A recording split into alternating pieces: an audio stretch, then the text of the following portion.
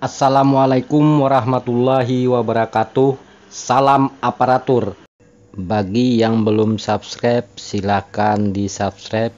Apa kabar Bapak dan Ibu semuanya? Semoga Bapak dan Ibu dalam keadaan sehat semua. Amin. Kebijakan baru tentang arah pengembangan sumber daya manusia aparatur sipil negara, khususnya CPNS, akhirnya dikeluarkan oleh Lembaga Administrasi Negara Republik Indonesia untuk memayungi kegiatan pelaksanaan pelatihan dasar CPNS di tahun 2021. Hal ini tertuang dalam Peraturan Lembaga Administrasi Negara Nomor 1 Tahun 2021 tentang pelatihan dasar calon pegawai negeri sipil. Dalam peraturan LAN ini dilakukan perubahan mendasar khususnya metode penyelenggaraan pelatihan dasar CPNS. Sebelumnya pelatihan dasar CPNS diatur hanya dapat dilakukan secara klasikal, yakni dalam kelas dan diasramakan.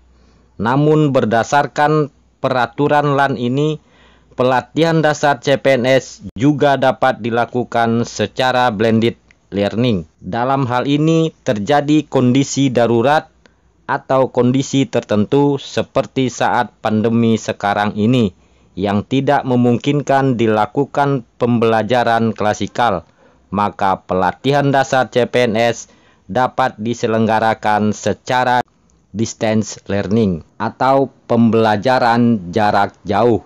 Deputi Bidang Pembinaan dan Pengembangan Kompetensi LAN Muhammad Taufik dalam keterangan tertulisnya kepada Kumparan pada Minggu tanggal 6 Februari 2021 menjelaskan, pada prinsipnya blended learning merupakan metode memadukan antara pembelajaran klasikal dan daring dengan lebih besar porsi pembelajarannya dilakukan secara daring atau online. Sedangkan distance learning pada hakikatnya merupakan pembelajaran jarak jauh yang dilakukan dengan mengoptimalkan teknologi informasi dan komunikasi.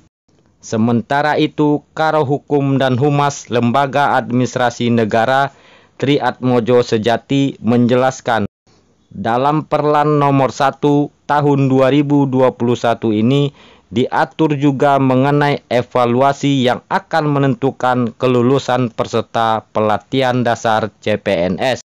Berdasarkan hasil evaluasi tersebut, apabila peserta dinyatakan tidak lulus, maka yang bersangkutan akan diberhentikan sebagai peserta pelatihan dasar CPNS dan dikembalikan kepada instansi pengirimnya.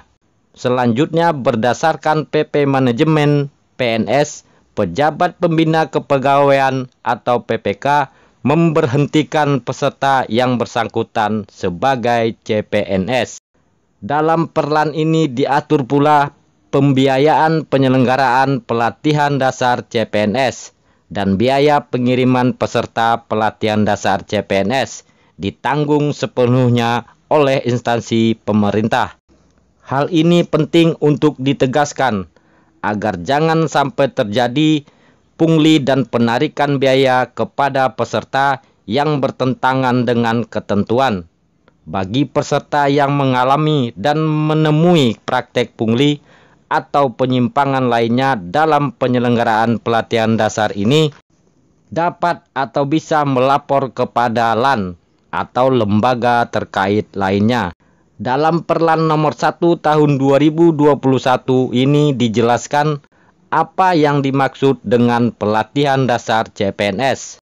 Pasal 1 butir 7 menjelaskan bahwa pelatihan dasar CPNS adalah pendidikan dan pelatihan dalam masa prajabatan yang dilakukan secara terintegrasi untuk membangun integritas moral, kejujuran, semangat dan motivasi, nasionalisme dan kebangsaan, karakter kepribadian yang unggul dan bertanggung jawab, memperkuat profesionalisme serta kompetensi bidang.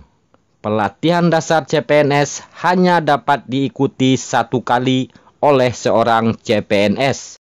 Pelatihan dasar CPNS wajib diikuti oleh seseorang yang berstatus CPNS sebelum diangkat menjadi pegawai negeri sipil. Karena itu, CPNS wajib menjalani masa prajabatan selama 1 tahun sejak tanggal pengangkatan sebagai CPNS. Selama dalam masa prajabatan itulah CPNS diberikan pelatihan dasar. Terkait dengan adanya aturan baru ini, saya menghimbau kepada teman-teman CPNS yang lulus tahun 2019 agar mencermati isi dari perlan ini. Karena pelatihan dasar hanya boleh diikuti 1 kali oleh CPNS. Tidak ada salahnya persiapkan diri dari sekarang agar tidak gagal saat mengikuti pelatihan dasar CPNS nanti. Salam sukses, semoga Bapak dan Ibu bisa mengikuti pelatihan dasar ini dengan sebaik mungkin dan mendapatkan hasil yang memuaskan. Amin. Terima kasih. Wassalamualaikum warahmatullahi wabarakatuh.